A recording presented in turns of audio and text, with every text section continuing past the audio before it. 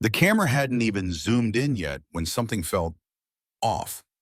Sylvester Stallone's jaw was clenched. Jimmy Kimmel's smile was just a little too smug. And the energy? Crackling. Live. Volatile.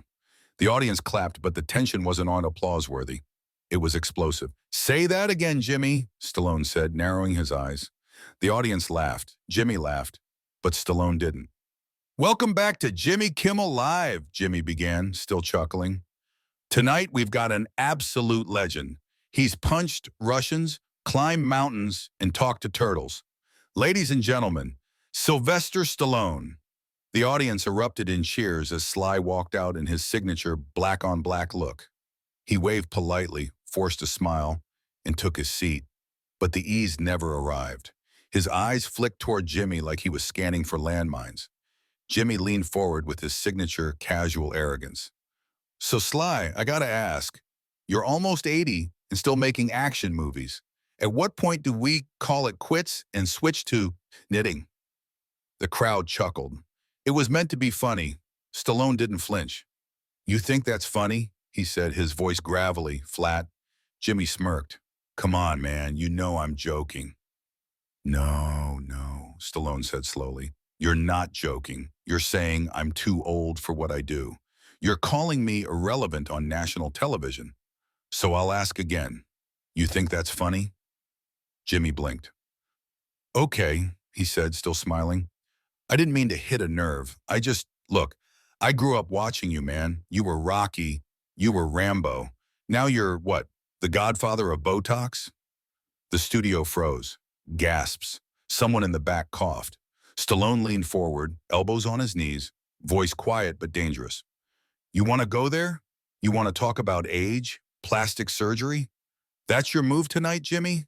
Not the films, not the family, not the charity work? No, you want to be TMZ in a suit?" Jimmy raised his eyebrows. "Whoa, okay, I think we're blowing this out of—" "Say it again," Stallone interrupted. "Say one more thing like that, and I walk." The audience was stunned. A few people clapped nervously, unsure if this was part of a bit. But the look in Stallone's eyes wasn't scripted. It was raw. Jimmy tried to pivot. All right, let's talk about the new movie, Blood Code. You're playing a retired Navy SEAL who—" Stallone cut him off. "You even watch it?" Jimmy hesitated. "Well, the trailer—" "You didn't watch it," Stallone said. "So now you're mocking a man's work without even knowing what he's done. That's not comedy. That's cowardice." The tension in the room became suffocating. Jimmy adjusted his tie. "Look, man, this is a comedy show." "No," Stallone said, standing up slowly. "This was a comedy show. Now it's a joke. And not even a good one." "You're being sensitive," Jimmy fired back, suddenly defensive. "No," Stallone barked, pointing his finger. "I'm being disrespected. Big difference." And just like that, the air cracked. Stallone stared at Jimmy. Jimmy stared back, now clearly rattled. The producers scrambled off camera. Cue cards were being frantically reshuffled. The audience was silent. Then Stallone leaned in one last time. "Get ready, Jimmy. You just woke up the part of me you thought only existed in movies." The red light blinked. The cameras were live again. But the energy wasn't just tense, it was volcanic. Jimmy Kimmel sat back in his chair, fingers interlaced like a man trying not to fidget. He was known for handling A-listers, politicians, scandal-ridden influencers. But this wasn't in the playbook. Sylvester Stallone was still standing. One hand on the table, the other still pointed like a weapon. And his voice, that famous growl honed over decades of cinema, cut through the tension like a razor. "You bring me on here for laughs, right?" Stallone said, turning slightly to the audience, not to Jimmy. "But what happens when the joke hits wrong? When the man being laughed at finally stands up?" Jimmy attempted damage control. "All right, let's dial it back. This is all in good fun, Sly. You know that."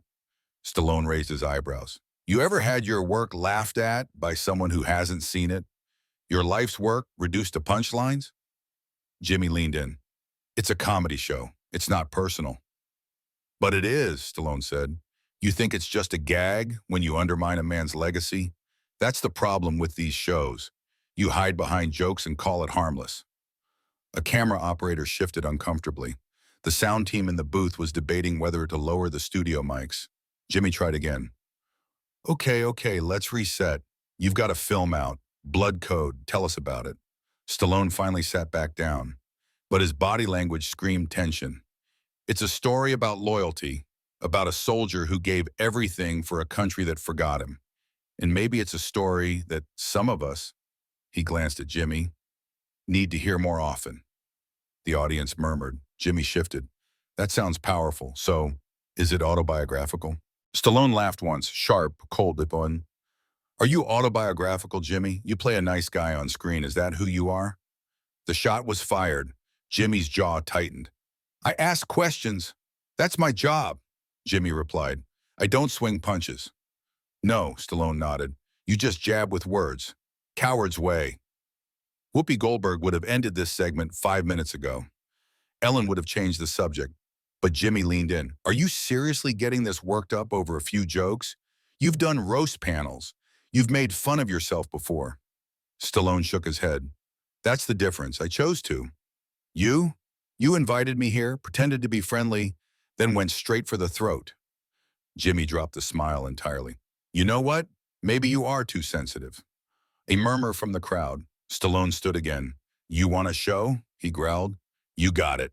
He took a step toward the front of the stage. The audience held their breath. Here's what you don't get, Jimmy. I've bled for what I do. I've fought to be more than a stereotype, more than a meathead with a punchline.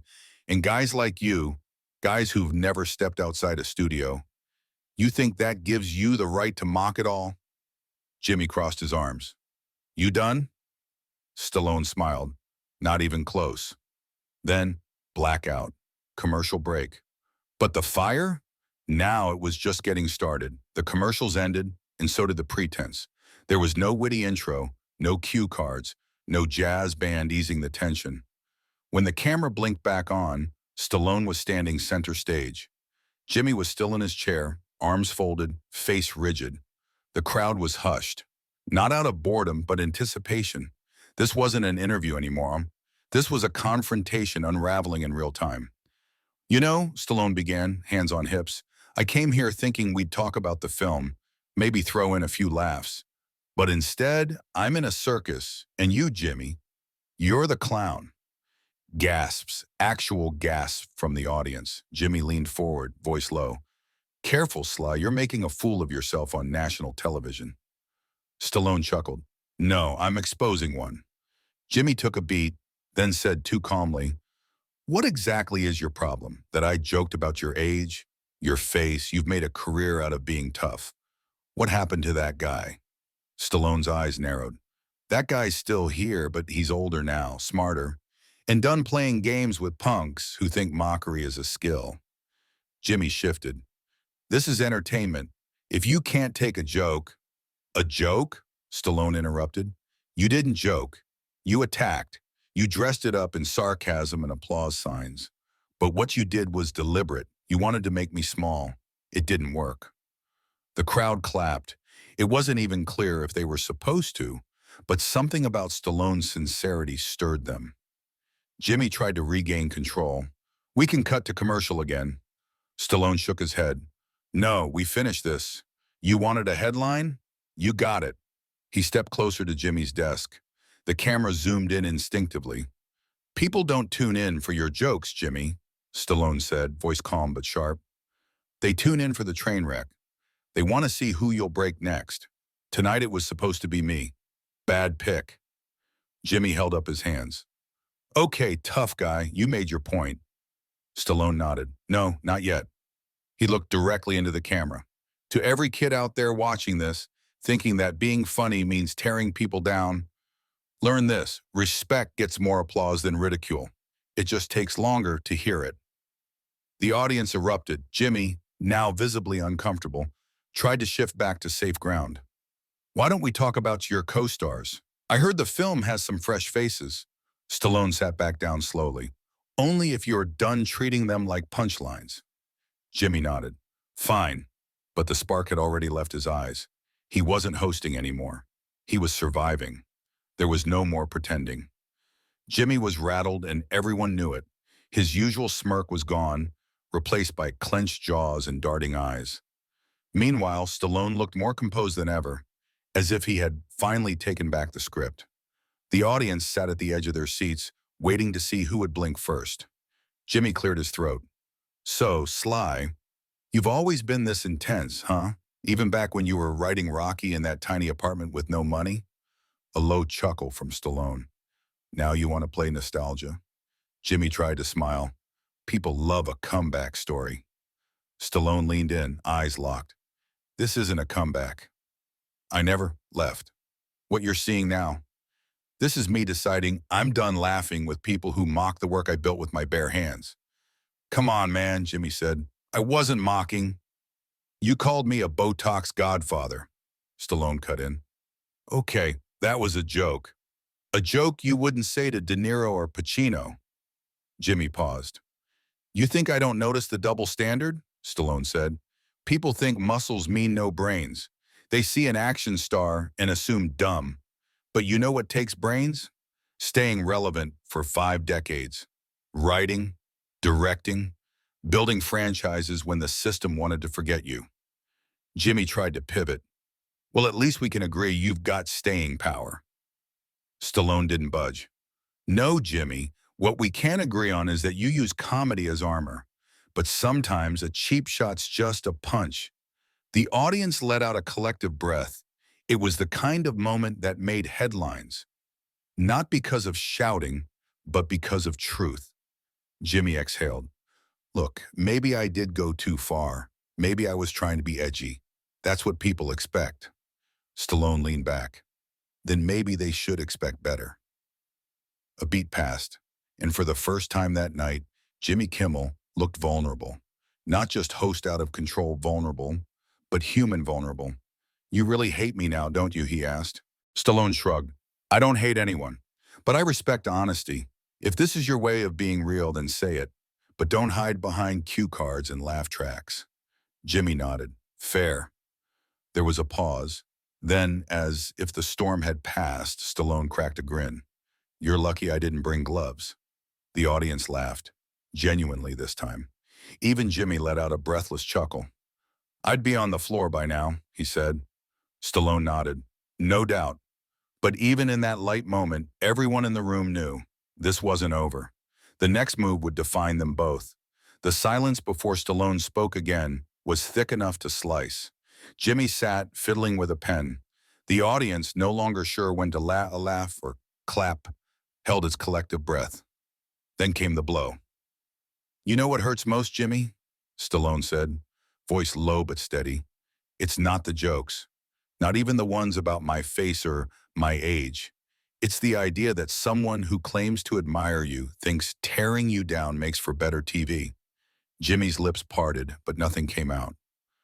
"I've done a lot of things in my life," Stallone continued. "Fought in the ring, climbed mountains, faced critics, flops, injuries. But this kind of subtle, polished disrespect, it's something else. It's cowardice with a laugh track." Jimmy blinked rapidly. "I didn't mean," Stallone cut him off, "but you did, and the world saw it." He stood up slowly. This time, no camera cue, no commercial break, just movement. Deliberate, heavy, final. He looked at the crowd. "Thank you for showing up tonight," he said. "But I came to have a conversation, not be a prop in someone's act." And then he turned to Jimmy. "I've got nothing to say to you." With that, he walked off stage.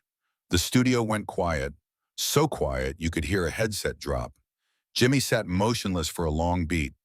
Then, almost whispering into the mic, he said, "That was Sylvester Stallone, ladies and gentlemen." No applause. The show didn't go on. The credits rolled early.